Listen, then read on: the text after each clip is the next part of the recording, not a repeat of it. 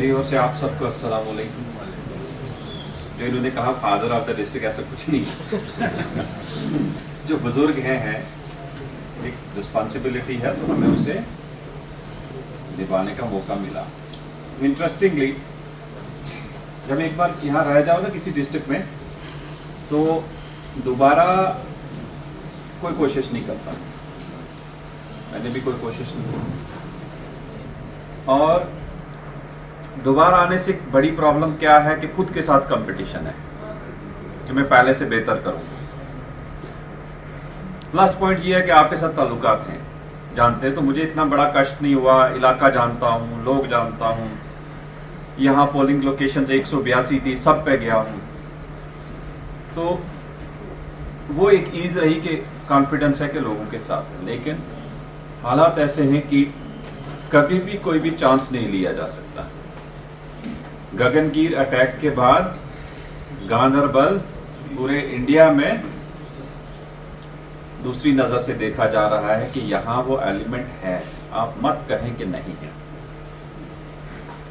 आप कभी मेरे पास बैठ के देखना कि जो हम मैकेनिज्म सर्विलेंस का उसमें दिखता है सामने गांदरबल में कहाँ कहाँ बीमारी है। और वो जो लोग इसमें इन्वॉल्व हैं टेररिज्म में या सपोर्ट करने में, पूरा साल लगे रहते हैं। एक इंसिडेंट करते हैं, उसका 5 साल इम्पैक्ट होता है। गगनगीर का इम्पैक्ट अभी 10 साल तक रहेगा। बशर्ते आप लोग माहौल क्रिएट करें और ऐसे एलिमेंट्स को सपोर्ट ना करें।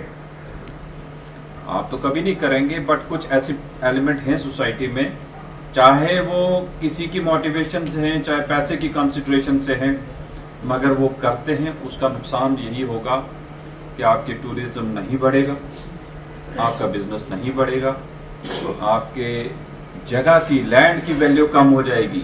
आप देखिए, इस इंसिडेंट से पहले कोई शायद आते होंगे परचेज करने, अच्छा रेट भी देते हैं, आज सारे बेचना चाहते हैं। मेरे पास आते ना, जनाब बिकवा दो, जनाब तंग आ गए। जो बाहर से इन्वेस्टर आता था वो भाग गया। तो नुकसान किसका हुआ at the end of the day? देखो, मरना तो सब ने है। वो जो शहीद हो गए 5-7 लोग यहाँ इंसिडेंट में, उसका इम्पैक्ट देखिए कितना, आप सबका नुकसान हो गया। तो इस चीज़ को कंडेम करें। और अमरनाथ यात्रा के चलते एलजी साहब की परसों की हमें हदायत थी कि जो यात्रा डिस्ट्रिक्ट है वहाँ के डीसी एसपी, जो लोग इस यात्रा में जुड़े हैं उनसे जाके मिले, मीटिंग करें। वैसे तो उसके अलावा भी करनी थी, लेकिन मैं खसूसन उनकी डायरेक्शन के हिसाब से आया कि आपसे मिला जाए कि खासकर जो लोग इसमें स्टेक होल्डर हैं यात्रा में। आपकी टैक्सी है, आपके शॉप्स लगेंगे, टेंट्स लगेंगे, आप कोई ना कोई मटेरियल किसी शेप में सप्लाई करेंगे, तो आपके साथ 1-to-1 कम्युनिकेशन रहे। अगर कोई मसला मसाइल हो तो उसको हम वहाँ अभी एड्रेस कर सकते हैं। 15 दिन है हमारे पास, वहाँ 1000 गाड़ी आराम से खड़ी हो सके। इसके अलावा टेंटेज जो बिना परमिशन के होगा। बैसरन अटैक के बाद किसी को परमिशन नहीं है। मत उस समय कहें कि नहीं जनाब ये गरीब है। गरीब है, लेकिन माहौल देखिए, हमारी जिम्मेवारी है। हम किसी भी अनऑथराइज्ड टेंट वाला, फड़ी वाला, जो सप्लायर है, हॉकर है, उसको नहीं अलाउ करेंगे। परमिशन मिल गई जिसको मिल गई, बिना वेरिफिकेशन के कोई नहीं होगा। और जिन लोगों को परमिशन मिल गई वो अपना पहचान पत्र, आइडेंटिटी कार्ड वो साथ रखेंगे। अगर वो कार्ड नहीं हुआ तो we will not allow, because ऐसे कैसे पहचाना जाए बंदा। ठीक है जी। इस यात्रा में एक सिस्टम लगा रहे हैं, वो ये है कि जितने लोग वांटेड है ना, जिनने टेररिज्म का सपोर्ट किया है, जो टेररिस्ट के साथ जुड़े हैं, कहीं ना कहीं उसका रिलेशन डेवलप हुआ है, उसका डेटा हमारे पास है, फोटोग्राफ्स। वो हम कुछ ऐसा सिस्टम लगाया है कि जिसमें जब भी वो किसी पॉइंट से क्रॉस होगा हूटर बजेगा। ठीक है जी। अभी चिन्नर में लगा के जाके देख के आओ, देखा आपने? जाके देखना। तो वो मान लो आदिल है कोई या अदनान है कोई, तो जब भी वो अगर किसी भी डिस्ट्रिक्ट में कश्मीर में चाहिए होगा, वांटेड है या टेररिज्म के साथ जुड़ा है, जब वहां से क्रॉस होगा हूटर बजेगा, भाई साहब इसका नाम ये है, ये इस जगह का रहने वाला और इस केस में मुलव्वस था। ठीक है। चाहे गाड़ी में बैठा हो तब भी कल हमने एक टार्च भी लाई है, उससे भी हो जाता है। कहने का मतलब कि आइडेंटिफिकेशन के मैकेनिज्म रखे हैं, मत गलत में, चाहे मास्क लगाएगा तब भी पकड़ा जाएगा। तो ऐसे एलिमेंट्स को चेक करने के लिए टेक्नोलॉजी का इस्तेमाल है, और ख़ासकर सबसे बड़ी जो सोर्स और एसेट है ऐसे गलत एलिमेंट को आइडेंटिफाई करने के लिए वो पब्लिक है। तो आप कभी भी इस इमोशनल फैक्टर में नहीं आना कि नहीं मुझे मुखबर कहा जाएगा। मुखबर नहीं होता भाई। आपका बच्चा खराब हो रहा हो और कोई सज्जन आके बोले कि बेटा आपका ड्रग्स ले रहा था, आप उसको मुखबर बोलोगे? आप बोलोगे कि एक मैच्योर बंदे ने सही हदायत दी है जिससे हमारे बच्चे का फ्यूचर बच गया। तो यही सोसाइटी में जो लोग आके वो उसको कहते हैं जनाब ये मुखबर है, वो मुखबर नहीं है भाई, वो मैच्योर बंदे हैं जिनको दूर से लंबी सोच से देखना है कि आने वाले वक्त में अगर कोई यहाँ कोई मुलव्वस है उसका बताया नहीं जाएगा, वो और खराबी करेगा, कल नुकसान किसका है? मैं साल हूँ 6 महीने हूँ, मैं चला जाऊँ, नुकसान तो आपका है। तो ऐसे चीज़ों को डिस्करेज करने के लिए फीडबैक ज़रूर दें। ये जो मार्केट में है ना, तो मेरी एसएचओ साहब से रिक्वेस्ट है कि आप एक सेंसस करें और उसमें जितनी रेडी फड़ी लगी है इन सब का एक डेटा बन जाए कि हमारे पास हैं कितने लोग इस मार्केट में से 150, 200, 250 होंगे। जो लोकल हैं उनको अलाउ करें, जो नॉन लोकल हैं यात्रा तक कोई नहीं होगा। यात्रा का है डोंट वांट के सिंगल बंदा बाहर का आके यात्रा के ड्यूरेशन में यहाँ करे, उसका कोई रिकॉर्ड नहीं होता, कोई पता नहीं है, कोई करेक्टर वेरिफिकेशन नहीं है, पता नहीं कहाँ से ला के, तो कल ढूंढेंगे किसको? ठीक। और ये इंश्योर करवाएंगे, दैट इज़ योर रिस्पॉन्सिबिलिटी कि आप उस बंदे को बोलें भाई साहब 15 अगस्त के बाद आ जाओ, फिर देखेंगे करेक्टर वेरीफाई करेंगे। ऐसे नहीं आ जाए, करेक्टर वेरीफाई करेंगे, बट वो कोई परमानेंट फीचर तो होगा नहीं। आएगा ऑटो लगाएगा, सामान बेचेगा, चला जाएगा। तो ऑटो वाइज सामान मत अलाउ करो, कोई पता नहीं है, कमर्शियल गाड़ी किसी और पर्पज़ के लिए आप गलत यूज कर रहे हैं। इसमें इस मार्केट के अंदर सबसे बड़ी दिक्कत वही है जो छाता वाली बिल्डिंग में आया, खुद आया परसों देखे, आपका कियोस्क या फड़ी इतनी है रेडी, छाते का साइज 1 मीटर आगे है। जो बस आती है वो बस को अवॉइड करने के लिए और उसको टच करता है, प्रैक्टिकली बड़ा मुश्किल है। तो मैंने कहा कि छाता पहले तो हटा दो, अब हट गया। अब उसका अल्टरनेट ये है कि भाई छोटा छाता रखो, आप खुद अपने सर तक तो रहे, रोड मत कब्जा करो।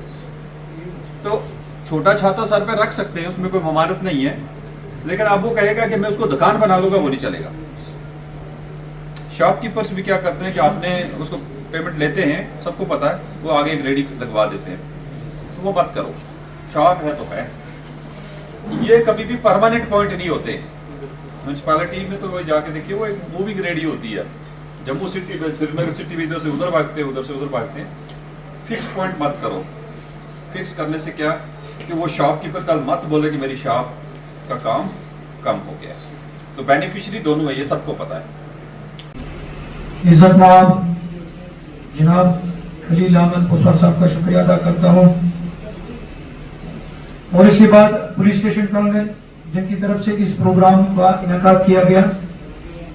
इस प्रोग्राम का जो नाम रखा गया कम्युनिटी पुलिसिंग प्रोग्राम, अगर इस नाम को हम देखेंगे इससे ये जाहिर होता है कि पुलिस और आवाम के दरमियान का रिश्ता कैसा होना चाहिए, वो हम बखूबी समझते हैं।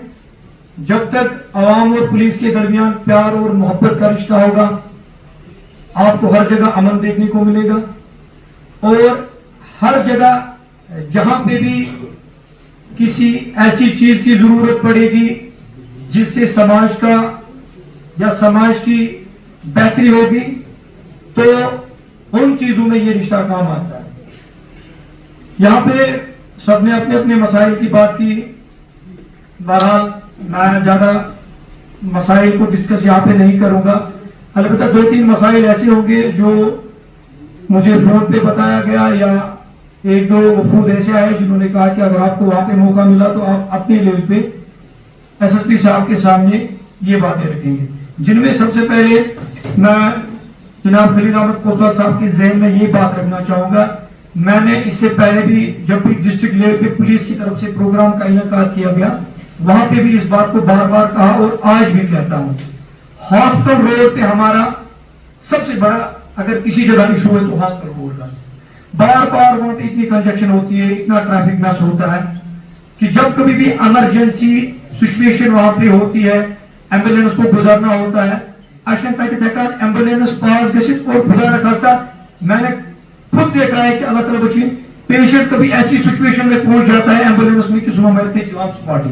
तो बार बार मैंने इस चीज को दोहराया कि अगर वहां पे पुलिस पार्टी से या पुलिस का कोई एक फर्द रहेगा, क्योंकि बहरहाल वो तो ड्यूटी देते ही देते हैं मार्केट में, अगर कभी कभार वो बीच बीच में हॉस्टल रोड जाएंगे देखने और वहां पे भी जो ट्रैफिक जाम रहता है, चाहे वो किसी ने पर्सनल गाड़ी वहां पे रखी हो या कोई भी दीगर किसी भी वजह से वहां पे ट्रैफिक जाम होता है, तो उस चीज का खास ख्याल रखा जाए, क्योंकि हॉस्पिटल एक ऐसा इदारा है ये कहता है हर लिहाज से हर चीज में कॉपरेट करना पड़ेगा। तो इस चीज का मुझे लगता है प्रायोरिटी देखा जाए।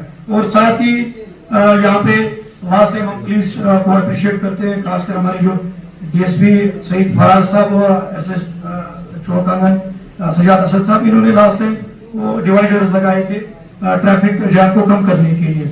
मैंने इनसे फिर मजीद डिवाइडर्स लगाने के लिए कहा था, क्योंकि एक दो जगह और रिक्वायरमेंट होगी उन डिवाइडर्स की।